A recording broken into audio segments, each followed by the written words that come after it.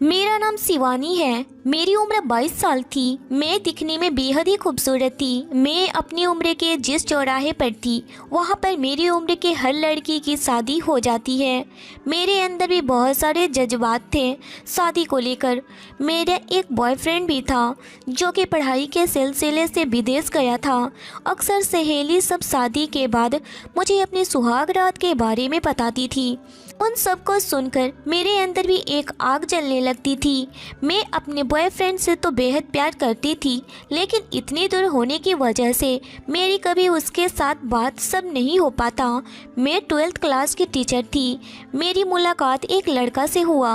वह लड़का मेरी ही क्लास का स्टूडेंट था। वह लड़का दिन ब दिन बहाने से मुझे छूने की कोशिश भी करता था। अब मेरी भी अपनी इज्जत थी। गुस्से पर काबू पाना बड़ा ही मुश्किल होता जा रहा था। वह लड़का भी दिखने में बेहद ही हैंडसम था। उसकी उम्र 18 साल था। एक दिन वो सबके चले जाने के बाद क्लास में बैठकर एक वीडियो देख रहा था। अब मैं उसके करीब गई और पूछी कि तुम यहाँ पर क्या कर रहे हो। तब उसने मुझे वह वीडियो दिखाई। वह देखकर मेरा भी पैरों तले से ज़मीन निकल गई। मैंने कहा कि तुम्हारा मन यह सब देखना गलत है। तो यह सुनकर उसके चेहरे पर एक शैतानी मुस्कुराहट आई। वो कहने लगा, मैंने तो आपको कई बार कहा है। फिर वह तुरंत उठा और मेरे अपने साथ एक कॉरिडोर में लेकर गया। वहाँ पर कोई भी आता जाता नहीं था। मुझे लगा कि शायद प्राइवेसी चाहिए कि उसको कुछ कहना हो, इधर उधर कोई सुन न ले। पूरा अंधेरा था। फिर उसने कहा कि आज तो मैं आपको छोड़ूंगा नहीं। आप हमेशा अक्सर मुझसे दूर भागती हैं। आप हमें बहुत अच्छी लगती हैं। यह सब सुनकर मैं तो हैरत में पड़ गई। फिर वो मेरे साथ कॉरिडोर में अपने बदन की आग को शांत और पूरे जोश के साथ। मैं एक मिडिल क्लास फैमिली से बिलोंग करती हूँ। मेरे परिवार में मेरी माँ और हम 5 बहनें रहती थी।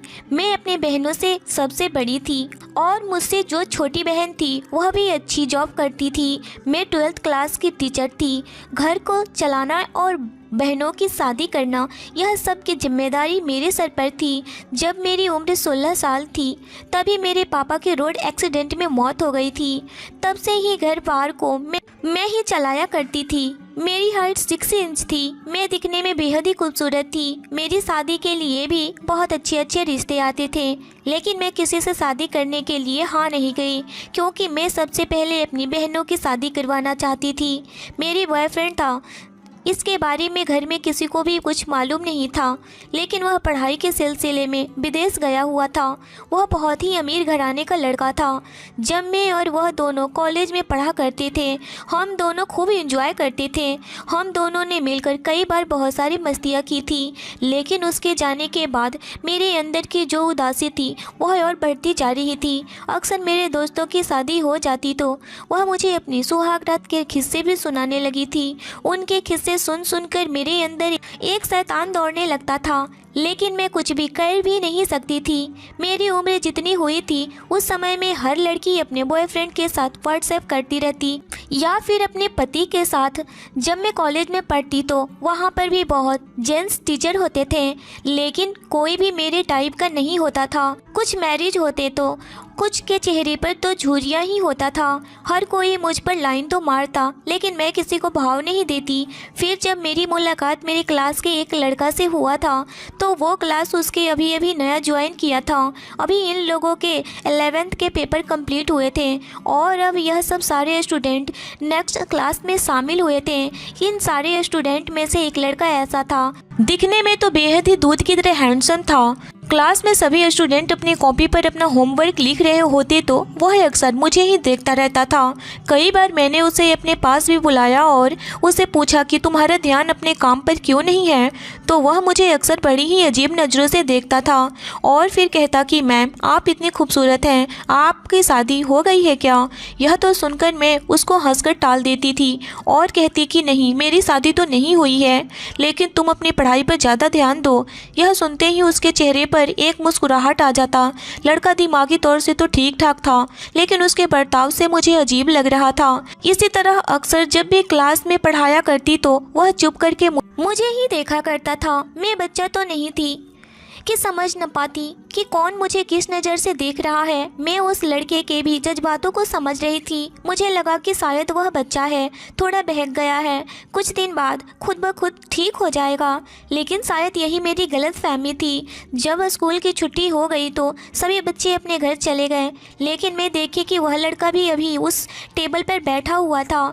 जब मैं उसके करीब गई तो पूछी कि तुम अभी घर क्यों नहीं गए, तो मुझे कहने लगा कि क्या आप मुझे मेरे घर पर छोड़ देंगी। मैंने कहा कि क्यों, तुम इतने बच्चे तो नहीं हो कि तुम्हें अपने घर का रास्ता नहीं मालूम। लेकिन वह मुझे कहने लगा कि आप मुझे अपनी ही अच्छी लगती हैं, मैं आपके साथ थोड़ा वक्त गुजारना चाहता हूँ। मैंने कहा कि तुम जो यह सब बोल रहे हो, अगर किसी ने यहाँ पर सुन लिया तो तुम्हें स्कूल से निकाल दिया जाएगा। और कहने लगा मुझे इस बात की कोई भी फिक्र नहीं। फिर मैंने कहा कि अगर मैं तुम्हारे मम्मी पापा को तुम्हारी हरकतों के बारे में बताऊं, तो फिर वह कहने लगा कि मुझे उनकी भी चिंता नहीं है, मुझे आपसे बेइंतहा प्यार हो गया है। मुझे लगा कि इस लड़के को स्कूल में नहीं समझा जाना चाहिए। अगर किसी ने सारी बातें सुन ली तो उसके साथ साथ मुझे भी स्कूल से निकाल दिया जाएगा। अच्छा यही होगा कि मैं इसको अपने साथ इसके घर छोड़ दूँ। रास्ते में जब मैं बात करूँगी तो इसे अच्छे से समझा दूंगी, यह सब अच्छी बातें नहीं हैं। फिर मैंने उसे कही कि चलो तुम्हें मैं तुम्हारे घर छोड़ती हूँ। यह सुनकर वह तुरंत खड़ा हुआ और फिर मेरे साथ कदम बढ़ाने लगा। मेरे पास एक सेकंड हैंड का कार था जो कि मैं अभी 5 महीने पहले खरीदी हुई थी। मैंने उसे अपने साथ कार में बिठाई तो वह तुरंत आकर बैठ गया, लेकिन गाड़ी में बैठते ही उसने तुरंत मेरा एक हाथ पकड़ लिया।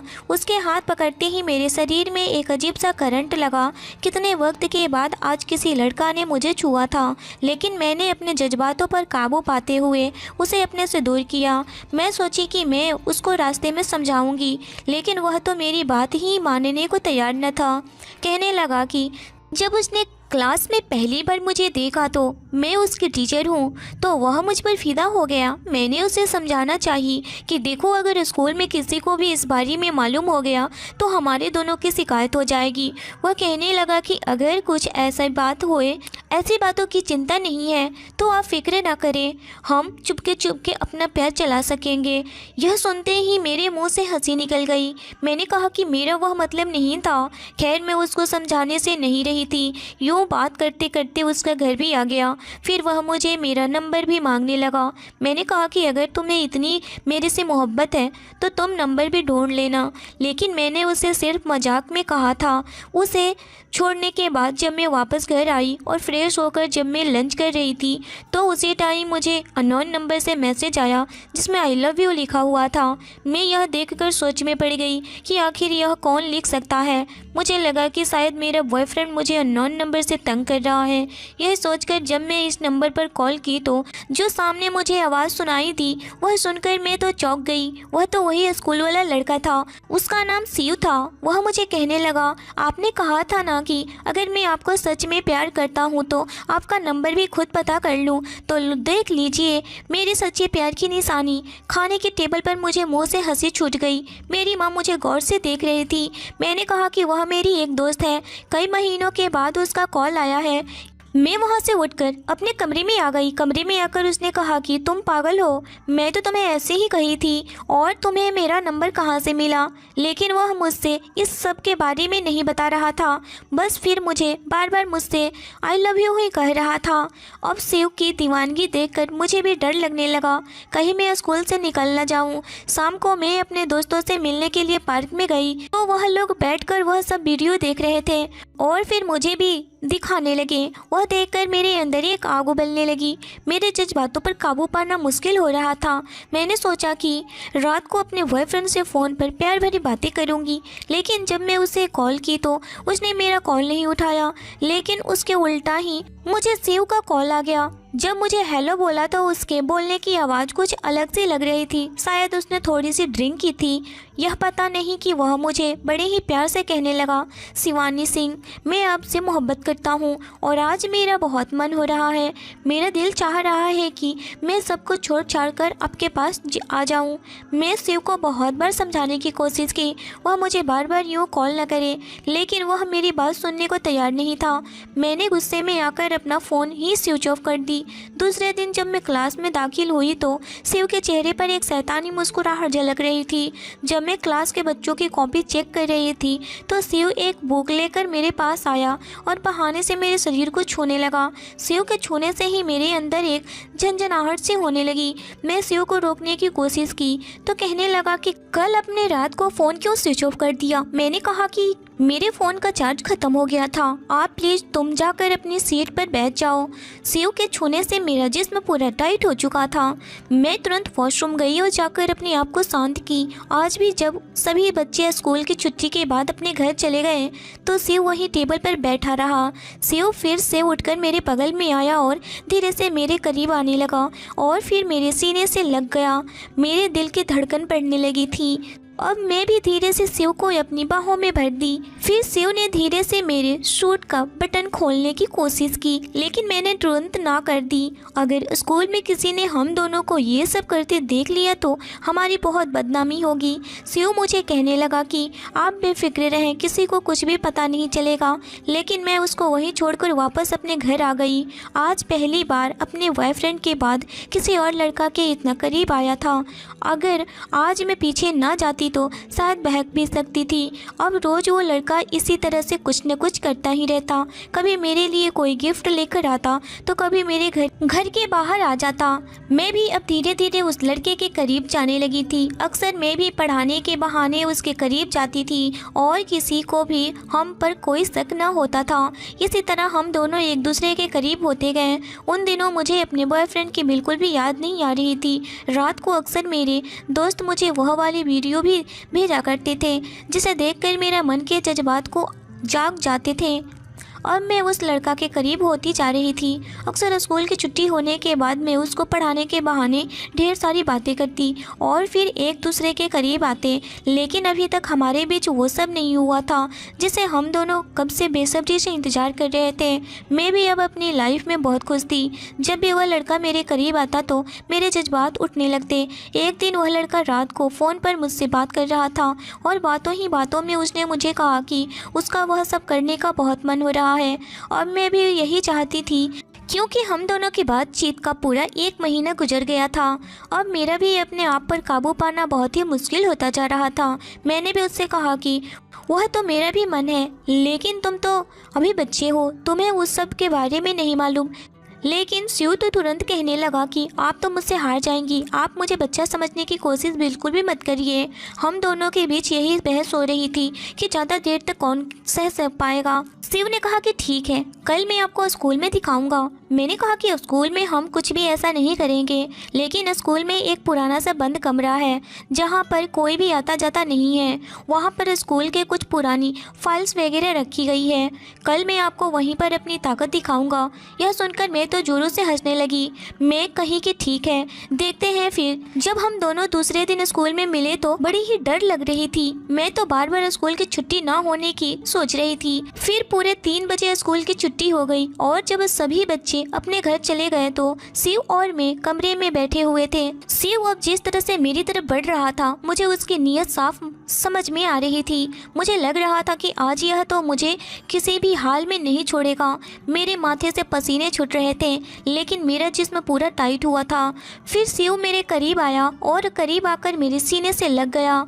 शिव के सीने लगते ही मेरे दिल की धड़कन बढ़ने लगी थी। पूरे कमरे में मेरी धड़कनों की आवाज़ सुनाई दे रही थी। शिव ने फिर मेरा हाथ पकड़ा और फिर मुझे एक पुराने कॉरिडोर में लेकर गया। उस कमरे के अंदर बिल्कुल अंधेरा छाया हुआ था। आज मुझे लग रहा था कि कोई सैलाब आने वाला है।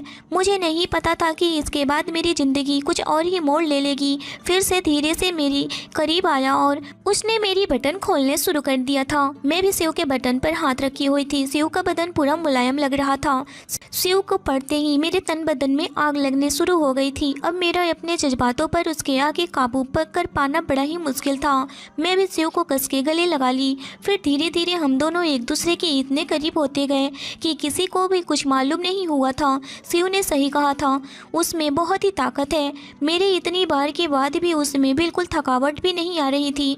फिर पूरी 2 घंटे के बाद लेकिन मुझे नहीं पता था कि अब मेरे सर पर कयामत टूटने वाली है, क्योंकि उसके बाद शिव ने मुझे कहा कि अब आपको मैं जैसा कहूँगा आपको वैसा ही करना पड़ेगा। मैं शिव की इस बात को सुनकर हैरान हुई। मैं कही कि क्या मतलब है तुम्हारा? फिर उसने अचानक मुझे एक कॉरिडोर के साइड से एक कैमरा निकाल कर दिखाया और कहा कि इसमें आपका एमएमएस बन गया है। मैंने कही कि लेकिन तुमने यह सब क्यों किया है? वह मुझे कहने लगा कि मैं एक बहुत ही अयास लड़का हूँ, मुझे पढ़ाई लिखाई का कोई भी शौक नहीं है, इसलिए अब मैं चाहता हूँ कि जब हमारे एग्जाम होंगे आप मुझे पास करेंगी। मुझे तो हैरत हुई। मैंने कही कि यह तो सही बात नहीं है, तुम्हें पढ़ाई करनी चाहिए। वह कहने लगा कि मेरे पास इतना पैसा है कि मुझे पढ़ाई करने की कोई ज़रूरत नहीं है, और तो घर वाले चाहते हैं तभी मैं सब कर रहा हूँ, लेकिन आप मुझे एग्ज़ाम में पास करने की जिम्मेदारी आपकी है। अगर आपने ऐसा कुछ भी नहीं किया तो मैं आपका एमएमएस लीक कर दूंगा और आपकी इससे बहुत बदनामी होगी। यह सुनकर मैं बहुत ही हैरान हुई। मैं सोच भी नहीं सकती थी शिव जैसा लड़का यह सब भी कुछ कर सकता है। मुझे लगता है क्योंकि मुझे मोहब्बत हो गई है, लेकिन यह मेरी ही गलतफहमी थी। हम न चाहते हुए भी मुझे शिव की बात माननी पड़ी। शिव क्लास में बैठकर और लड़कों के साथ बातचीत करता था और उनके करीब जाता था, लेकिन मैं कुछ भी कर नहीं सकती थी। गलती तो मेरी ही थी, मुझे अपने जज्बातों पर काबू पाना चाहिए था।